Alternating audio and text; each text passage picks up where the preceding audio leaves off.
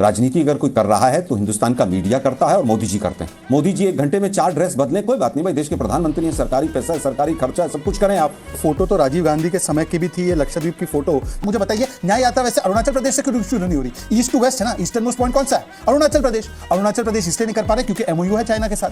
मैं उत्तर नहीं दूंगा, आप अपना कर लीजिए। नहीं आलोक जी, आप जवाब दीजिए, गुस्सा नहीं होता बीजेपी का। आप ऐसे झूठे अनर्गल आरोप मत लगाइए, मीडिया पर इस तरह से प्रहार करने से कुछ नहीं होगा। आपके पास जवाब नहीं है, इसलिए आप मेरे ऊपर झूठे माइक फेंकने से कुछ नहीं होगा। आलोक जी, उस दौरान कई प्रकार की हम लोग की बातचीत हुई थी। आप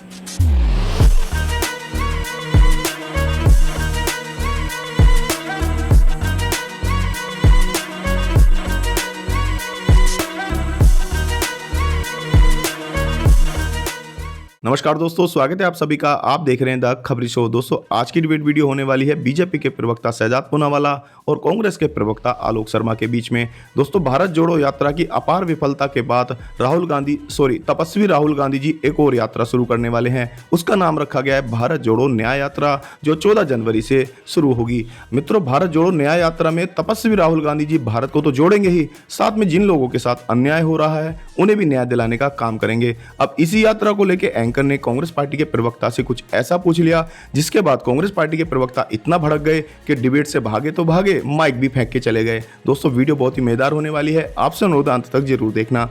अगर आप चैनल पे पहली बार आए हैं या चैनल को अभी तक सब्सक्राइब नहीं किया है तो चैनल को सब्सक्राइब करना मत भूलना। चलिए मेन वीडियो स्टार्ट करते हैं। क्या चल रहा है शमशेर सिंह जी? देखते जाओ। प्रधानमंत्री नरेंद्र मोदी लक्षद्वीप के दौरे पर गए, 1150 करोड़ की परियोजनाओं का उद्घाटन और शिलान्यास किया और साथ ही एक संदेश दिया कि जो लोग बाहर घूमने जाना चाहते हो कम से कम लक्षद्वीप आए, देश की इकोनॉमी बूस्ट होगी, स्थानीय लोगों को रोजगार मिलेगा। इन तस्वीरों का संदेश तो यही है, लेकिन कांग्रेस पार्टी को कुछ और क्यों नजर आ रहा है? देखिए, मुझे लगता है सबसे पहले तो मुझे आपकी प्रथम टिप्पणी पे बड़ी सख्त आपत्ति कि विपक्ष इसके ऊपर राजनीति कर रहा है। विपक्ष अपने सवाल कर सकता है, राजनीति अगर कोई कर रहा है तो हिंदुस्तान का मीडिया करता है और मोदी जी करते हैं। वापस आता हूँ, मुख्य मुद्दे पर आता हूँ। मुख्य मुद्दा ये है कि हमें आपत्ति नहीं है, देश के प्रधानमंत्री पर्यटन को बढ़ावा दें, तमाम चीज़ों को बढ़ावा दें, अच्छी बात है, लेकिन सवाल मणिपुर पर है। क्या मणिपुर के अंदर जिस तरह के हालात पिछले कई महीनों से हैं और बीजेपी के प्रवक्ता मणिपुर का नाम लेते ही मुस्कुराते हैं तो बड़ा दुखद लगता है। और देश के प्रधानमंत्री छाती पीट कर कहते हैं एक अकेला सब पर भारी, और जिस तरह से संसद के अंदर ठहाके लगाए जाते हैं मणिपुर के विषय के ऊपर, तो मणिपुर के ऊपर सवाल उठता है।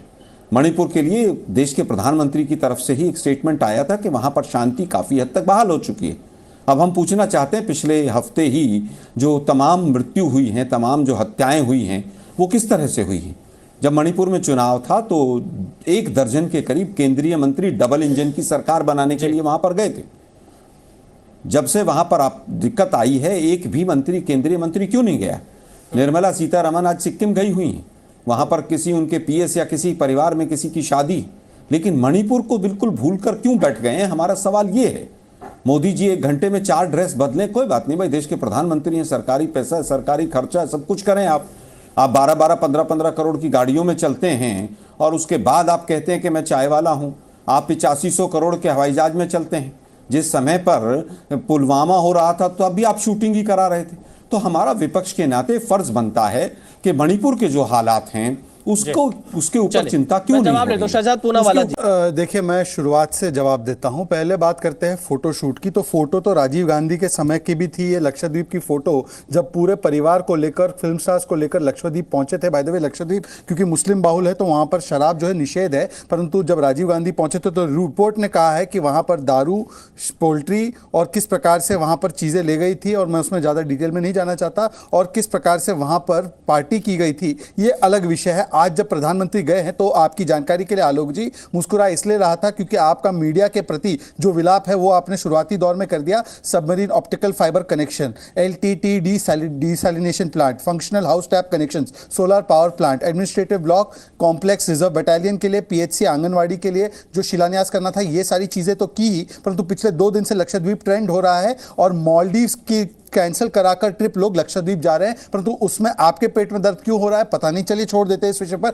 मणिपुर पर आते हैं। मणिपुर की क्योंकि बात की, यही प्रपंच, यही बयाने, यही बातें आपने तो मिजोरम चुनाव में लगातार उठाई। मिजोरम में 5 सीटें हुआ करती थी कांग्रेस की, आज वो आ चुकी है 1 सीट पर, और बीजेपी की 1 से 2 सीटें हो चुकी है, और उस इलाके में जीते हैं जहां पर क्रिश्चियन पॉपुलेशन ज्यादा है। वैसे मैं आपको बता दूं, ये प्रपंच आपने पूरे नॉर्थ ईस्ट में भी फैलाया, परंतु नॉर्थ ईस्ट में नागालैंड में 50 साल से आपकी सरकार गायब है, त्रिपुरा में 10 साल से ज्यादा हो गए, असम में 10 साल से ज्यादा हो गए हैं, उसके अलावा मेघालय में आपकी सरकार नहीं, मणिपुर में आपकी सरकार नहीं, सारी जगहों पर एनडीए बीजेपी की सरकारें हैं। ये मैं आपको बताता हूं, सबसे बड़ी जो यात्रा हो रही है ना, फोटोशॉप यात्रा, वो न्याय यात्रा, और उससे पहले भारत जोड़ो यात्रा। मुझे बताइए, न्याय यात्रा वैसे अरुणाचल प्रदेश से क्यों शुरू नहीं हो रही? ईस्ट टू वेस्ट है ना, ईस्टर्न मोस्ट पॉइंट कौन सा है? अरुणाचल प्रदेश। अरुणाचल प्रदेश इसलिए नहीं कर पा रहे क्योंकि एमओयू है चाइना के साथ, इसलिए वो वहां पर जा पहले नहीं मैं आलोक सकते। शर्मा जी से जवाब ले लेता हूं। आलोक जी, मणिपुर के मुद्दे पर जब डिबेट होती है सदन में तो कांग्रेस वॉकआउट कर जाती है, बीजेपी आरोप लगा रही है। आपने देखा था किस समय पर वॉकआउट कर गए थे? जब 2-2.5 घंटे तक पूरी चर्चा में मणिपुर का नाम भी नहीं लिया गया और ठहाके लगाए गए, तब उस समय पर विपक्ष मजबूर होकर वॉकआउट करके गया था। जब देश के प्रधानमंत्री वहां खड़े होकर कह रहे थे एक अकेला सब पर भारी, और बीजेपी के तमाम सांसद हंस रहे थे वहां पर संसद में बैठकर। मणिपुर इनके लिए सीरियस नहीं था, ना आज था, ना कल था, ना आगे रहेगा। इनको केवल वोट चाहिए डबल इंजन के सरकार के नाम पर। उसके बाद मणिपुर में जो मर्जी होता रहे। गृह मंत्री महोदय वहां पर गए, 2 दिन रहे, उनको ये नहीं पता चला कि 2 बालिकाओं को निर्वस्त्र करके किस तरह से घुमाया गया। तमाम इंटरनेट को तब बंद कर दिया गया जब जब वहां से खबर आने की बात थी। सुनिए ना, अभी बनारस में, आईआईटी में जो हुआ, एक मिनट, मुझे केवल ये बताइए, बनारस में आईआईटी में जो फोटो आपके तमाम मंत्रियों के साथ आए और देश के प्रधानमंत्री के साथ आए, तो क्या सवाल नहीं पूछेगा? बोलिए, जवाब दीजिए। इसी पर एक वाक्य क्योंकि धीरेन्द्र जी रुके हुए हैं, लेकिन आपकी सरकार है। जवाब ले लेता हूं। आलोक जी जवाब हो गया, भाषण का मंच तो नहीं है ना भाई। आपने सवाल उठाया, मैं जवाब लेता हूं। शहजाद पूनावाला जी जवाब दीजिए। चुनाव प्रचार करते घूमते रहे, शहजाद जी भाषण देना शुरू शहजाद जी, देखिए उन्होंने सही उदाहरण किया। आईआईटी बीएचयू वाली घटना आपने बिल्कुल सही उठाई। उन लोगों को हमने बाहर भी किया, एफआईआर भी हुई, उनकी गिरफ्तारी भी हुई। अब मैं पूछना चाहता हूं, मेवाराम जैन जो राहुल गांधी के साथ, ये आरोप तब लगे जब आपकी सरकार 60 दिन के बाद। बीच में मत बोलिए आलोक जी, बीच में मत बोलिए, गलत बात है। अब मुझे बताइए कि आप कब उनको निकालोगे पार्टी से? आपने तो शांति धारीवाल को टिकट दे दिया, जिसने कहा मर्दों का प्रदेश है। बताइए, हमने तो लात मारकर उन आईआईटी बीएचयू के लड़कों को निकाला, अब कब निकालोगे इनको बताइए। अब जनता ने उनको जिता भी दिया, अब क्या करें? अरे ये क्या तर्क हुआ भाई? अब क्या करें बताइए? शांति धारीवाल 2000 वोट से जीते, बोले थे मर्दों का प्रदेश है, बलात्कार होता है, आप उसको जस्टिफाई कर रहे हैं। उनका, अरे भाई, दूसरी बात एमओयू। अरुणाचल प्रदेश से यात्रा क्यों नहीं शुरू की बीजेपी ने? आरएसएस मुख्यालय। अरे भाई, बीजेपी का तो सवालों का जवाब मैं दे दूंगा, आप इतना बीजेपी की पैरवी क्यों करने बैठे? आलोक जी, आपने जो सवाल पूछा वो मैंने शहजाद पूनावाला जी से पूछा, और शहजाद पूनावाला जी सवाल सुना है ना यार, वो सवाल मैं आपसे पूछ रहा हूं। मीडिया को टारगेट करने से कुछ फर्क नहीं पड़ेगा। आलोक जी, आप काफी वरिष्ठ प्रवक्ता है, सम्मानित प्रवक्ता है, आप अगर मुद्दों पर जवाब देंगे तो ज्यादा बेहतर सुना था ना, मैं सवाल का उत्तर दे रहा हूं। प्लीज मैं उत्तर नहीं दूंगा, आप अपना कर लीजिए। नहीं आलोक जी, आप जवाब दीजिए, गुस्सा नहीं होते। बीजेपी का मैं उत्तर देने लग रहा हूं, आप बीच में कूद के बोल, गुस्सा नहीं होते आप सारा का सारा, आप अपनी पूरी शब्दावली देखिए, पूरी की पूरी शब्दावली भाजपा ही है आपकी। आलोक शर्मा जी, आप ऐसे झूठे अनर्गल आरोप मत लगाइए, आप ऐसे झूठे अनर्गल आरोप मत लगाइए। मीडिया पर इस तरह से प्रहार करने से कुछ नहीं होगा। मैं आपको पूरा मौका दे रहा हूं, देश की जनता देख रही है, और बहुत ही शालीनता और सभ्यता के साथ आपको मौका दे रहा हूं। आपके पास जवाब नहीं है, आपके पास, आप जाइए मत, आप अपनी बात रखिए। आपसे मैं, आलोक जी, मैं आपकी बात रखने के लिए मैंने आपको बुलाया है, आप इस तरह से छोड़कर मत जाइए। मुझे कह रहे हैं मेरे पास जवाब नहीं, आप बोलते हुए रोक रहे हैं। आलोक जी, मैं आपको पूरा मौका दे रहा हूं, आप मेरे ऊपर झूठे आरोप लगाएंगे तो मैं आपको रोकूंगा नहीं। केवल जी न्यूज के पास आप बोलिए, आप बोलिए, आप मेरे ऊपर झूठे, माइक फेंकने से कुछ नहीं होगा। आलोक जी, आपको पूरा मौका दिया जा रहा है, इतना गुस्सा शोभा नहीं देता है, थोड़ा शांति रखिए, धैर्य रखिए। आपके नेता न्याय यात्रा निकालने जा रहे हैं, इतना गुस्सा कहां लेकर जाएंगे? आलोक जी गुस्सा नहीं करते हैं, इतना गुस्सा शोभा आपको नहीं देता, आप इतने सम्मानित प्रवक्ता है। बताइए, रायपुर के सम्मेलन में मेरी आपकी मुलाकात हुई थी, हालांकि उस दौरान कई प्रकार की हम लोग की बातचीत हुई थी, आप इतना गुस्सा क्यों हो रहे हैं? आलोक जी गुस्सा नहीं होते हैं। गजब बेइज्जती है।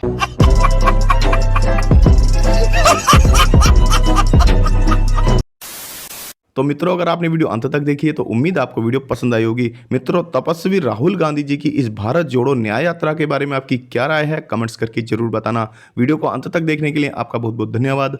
मिलते हैं बहुत जल्द अगले वीडियो में, तब तक के लिए जय हिंद, वंदे मातरम।